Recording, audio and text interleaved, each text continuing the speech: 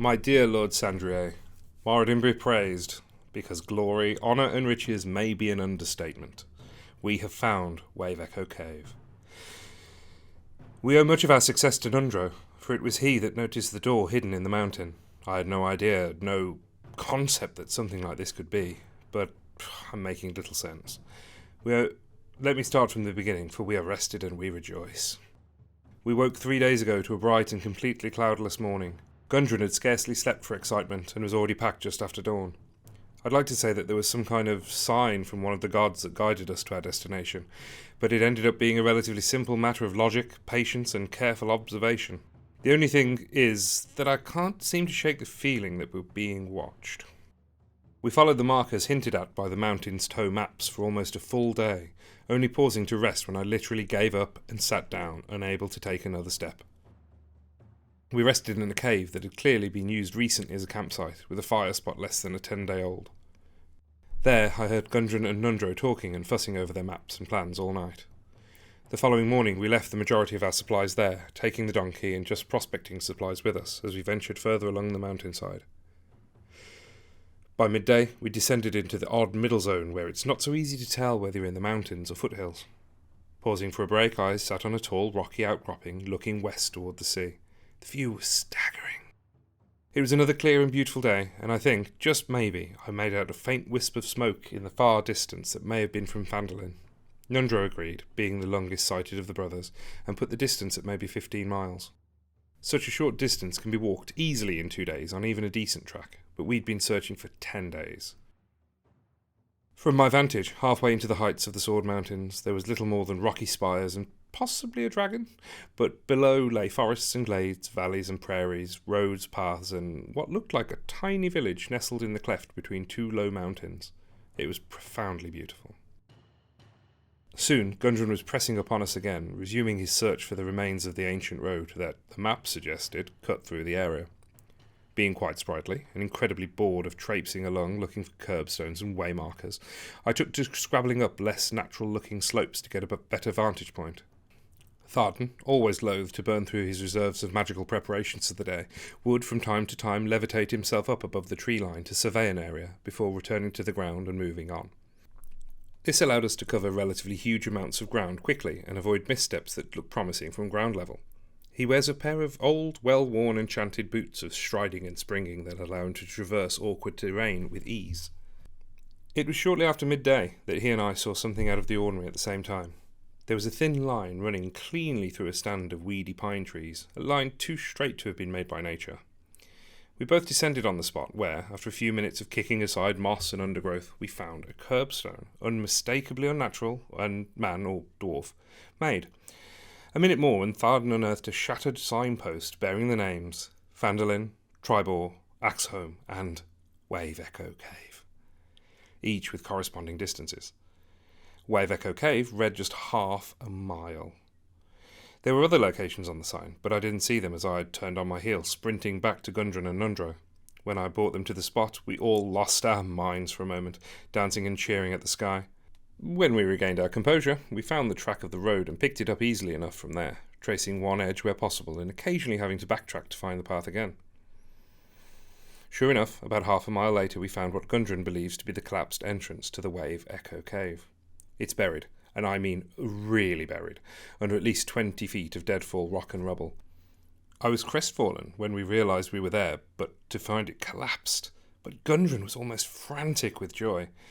Just having found the place, to know that his search hadn't been in vain, drove him into fits of excitement, which was so infectious. We ended up opening one of the bottles of celebratory brandy right there.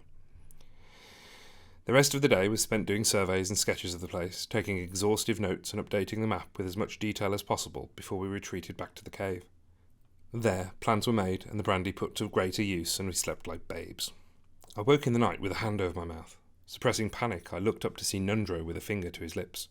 Gundred was up and ready, his hammer in hand, and Tharden was muttering an incantation. "We heard a sound just outside," Nundro said, whispering in my ear. Confused, I raised myself on an elbow and looked around. It was maybe a couple of hours until dawn, the world outside quiet and still. We froze, barely breathing for several minutes, ears straining for the most minute of sounds. There was a tap on my shoulder, and Gundred turned my head to the far right of the cave mouth. I just caught the faintest gleam of silver, then a flash of white hair and moonlight on black skin. "What?" I asked, before being hushed again. We waited in silence for what felt like an eternity, Tharden casting the occasional spell to no effect. "I think it's gone," Nundro said, standing upright and sheathing his dagger. I asked what it was, and they all shook their head. Tharden cleared his throat and scrubbed at his face with his hands. "Could have been some kind of undead, perhaps, a curious beast. Drow?" That was a fearful thought. Drow. Dark elves, the deep ones, those who destroyed paradise. They're monsters, cruel slavers and worshippers of spiders. There are exceptions like the hero Drizzt Do'Urden, but the truth remains. Drow on the surface almost exclusively mean terror. Gundred urged us to remain vigilant and prompted Tharden. The wizard nodded, his hands beginning to glow with energy from the weave. I looked back to Gundred. He explained that he'd been on watch and was troubled. "Let's not worry about it," he said. "It might just have been an animal, something sniffing us out. At least it wasn't that bloody dragon." He stood and moved around the space, kicking his feet and checking gear, almost vibrating with a nervous energy. "Get some sleep," he said to me after a few minutes. Naturally, I couldn't, especially over Tharden's sonorous chanting. Nundro was angry in his closed-off, tight, secure way. We'd enjoyed a peaceful journey the last couple of 10 days, and he felt that he had let his normally assiduous security standards slide. He was with the baggage, ensuring nothing had been interfered with and feeding the bewildered-looking donkey a carrot. I checked my own gear, and, satisfied it was unmolested, returned to our conjured dome and my bedroll. Next thing I knew, Gundred and Nundro were shouting excitedly, and Tharden jerking awake nearby. I called out a bleary question and got to my feet. There were tears in Gundren's eyes. "We didn't see it. We missed it somehow," he said, like a child. He took me by the hand and showed me what looked like a blank span of natural stone, just a part of the wall to my eyes. Or so it seemed. Nundro was grinning. I noticed it because I couldn't sleep, just a quirk of the light. Tharden came over and inspected the wall, pausing after a moment and turning back to us, a beaming grin on his face. Gundred guided my hand across the wall. I felt stone and something irregular.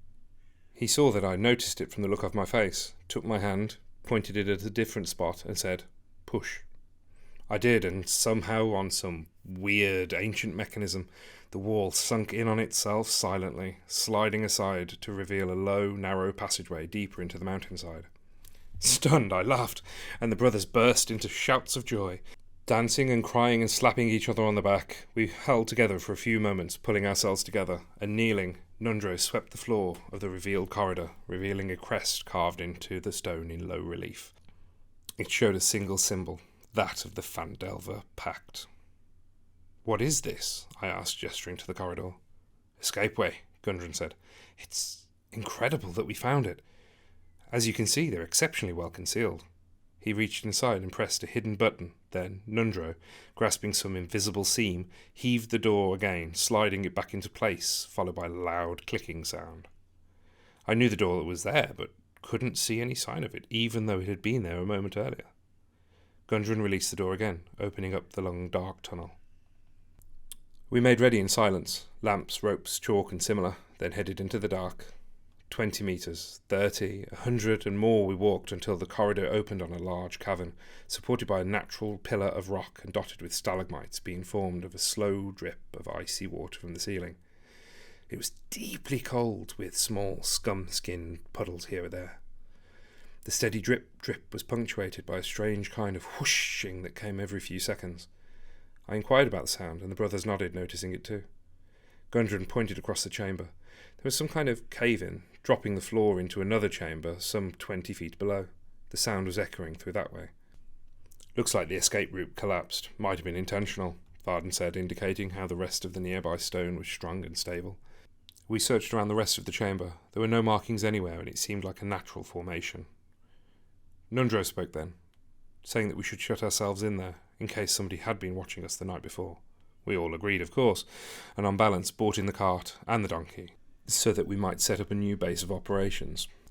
When done, we gathered at the edge of the collapse, leaning in and listening to the echo. That's when it dawned on me. "Wave, echo, cave," I said, laughing to myself. Gundred nodded. He believes it's something to do with the earth heat, Moradin's breath he called it, that causes gouts of hot water from aquifers to burst forth below. It's an appropriate name by the sounds of it. Tharden wrinkled his nose, suggesting that if it was constant, it was enough to drive a dwarf insane. Nundro volunteered to remain at the top of the collapse with Tharden, so Gundred and I could descend, to seek out whatever had been buried in the dark, undisturbed for more than 5 centuries. We tied a thick, heavy hempen rope around one of the stalactites, and Gundred led the way, naturally, rappelling easily down well over 25 feet into the pit. When I joined him, I saw the lintel of 2 doors, one north and the other east, but both blocked by shattered stone. Gundred called up to his brothers, explaining that we would have a try at clearing one of the doors, and they passed down a few tools and attached a bucket to the end of the rope to help with removing some of the rubble. I went to work with him, carefully moving the broken stone and gradually clearing a tiny gap at the top of the door to the east. It's strange to think how just a few 10 days ago I would have blanched at such work. Now I'm stronger than I've ever been and more confident. I can identify different types of stone, and even from time to time spot the best places to strike a seam. Between Tharden reminding me of how enjoyable study can be, to Nundro teaching me to fight beyond the basic skills I stumbled through in the temple, I feel like a very different man to the one who set out from Neverwinter a few months ago. We worked for a little while, clearing the gap, letting the booming of the waves increase, and revealing the doorway. Eventually I could get my arm and head through the gap. By the light of one of Tharden's glowing stones, a huge natural cavern was revealed, at least 30 feet high, with many corridors leading off it. It also bore a tragic resemblance to the small holdfast we had found. Everywhere inside were the corpses of dwarves and orcs, their flesh long gone, bones chewed by all manner of creatures, and only rusted scraps of their armour remaining. Gundred took my place, and when he returned he had tears in his eyes. That's the entrance hall. You can see how they made the last stand there, long enough for the refugees to get out that way. He pointed up toward Tharden and Nundro.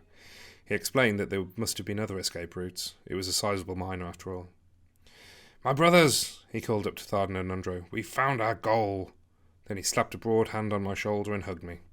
The next thing I knew, we were all crying and cheering again, overwhelmed and overcome. Pulling ourselves together again, Tharden and Nundro set to work establishing a proper camp and writing letters to concerned parties in Neverwinter, Mithril, Luskan, Mirabar, Yartar and Waterdeep. The discovery of Wave Echo Cave and its historical value, not just to the region, but wider dwarfdom, was huge. While Gundred and I continued to dig for a while, I tired well before him, and so swapped places with Nundro after a few subtle hints that he might make faster work of the clearance. He was right, of course. Returning to the top of the shaft, I found Tharden had set up a comfortable base for us, including a still to catch the water and somehow purify it using stones and charcoal to make it drinkable. "We might be here some time," he said. "The record suggests that Wave Echo Cave was a significant mine. Thousands lived here at its peak, though doubtless many fled well before the collapse." I was set to writing letters. My native facility with Elvish and written Esprua made me the best choice to send missives to a number of significant elf realms, including nearby Silverymoon. It turns out that the main thrust of the letters were not just celebration of the discovery, but also the preemptive claiming of the rights to the mine by the Rockseeker clan and those that aided in their efforts. When I questioned what they meant by claiming in my boundless innocence, Tharden explained that the Rockseekers were, in fact, descendants of Phandelver, and that they meant to prevent its falling into the hands of other parties who would have exploited the place. "The expedition, the seeking of this place, has cost us more than 3,000 golds over the last few years, friend Falrien," Tharden explained, patting the pouch on his belt that carried most of their portable wealth. "We're not greedy, but we expect to be compensated appropriately. 5 centuries we'd been without a place to truly call home. Our great-grandmother was one of the refugees that stole to safety when the orcs came. She was just a babe in arms at the time." We worked in silence for more minutes then, leaving Tharden to his thoughts. I took the time to pen a letter to my old temple, Dawn Dancer House in Silverymoon, to talk of my exploits. Though I never rose beyond the rank of acolyte in that loose-knit organisation, I still hold great love for those who serve Lady Firehair, and I'm made welcome whenever I return home. There came a loud crashing sound below and a cheer. We looked down and saw that Nundro had broken through. "There's a deadfall," he said, "a slab across the door to prevent pursuers." Tharden and I climbed down to join them, and, with all 4 of us crammed into the little chamber, we entered Wave Echo Cave together. It was huge and dark and silent except for the occasional booming of the waves. Gundred lit 3 sunrods, an alchemical substance on the end of an iron rod that shone more brightly than a torch without flickering. One for him, myself, and Nundro. This was the entrance hall, he explained, pointing south. It was a massive chamber, more than 30 feet high, and seemed to stretch south forever, eventually terminating in a cave-in. An effective strategy, but costly, Nundro said, standing from inspecting one of the corpses. He held a dwarf war axe, still gleaming and razor-sharp in spite of the centuries. He held it up to the light and showed us the markings. Spellforged in Wave Echo Cave, he read from the haft. We passed the axe between us, feeling the heft and beautiful workmanship of the blade. Gundred said a prayer to Dumathoin, one of many that day, and kissed it. Tharden cast a spell over it, confirming the properties that had been laid into the steel. He explained that it seemed to be one of the last made before the fall, and was specifically enchanted to kill orcs. Nundro took it back, just in case anything had taken up residence in the place. We explored south, taking in desolate, derelict chambers choked with the dead. There were more deadfalls here and there, blocking access to most of the mine. The stairs to the residential quarters were totally inaccessible. Nundro believes that the actual stairs themselves were collapsed, then the shaft destroyed. The same for where the brothers believe the majority of craftspeople would have worked, most of the mine administration and much else. We did open one chamber, which regrettably released clouds of sturges, enormous flying insect things with long, sharp proboscis that sought blood. We killed more than a dozen of the things before they fled, but a couple of us were left with unpleasant wounds that needed tending and feeling woozy from blood loss.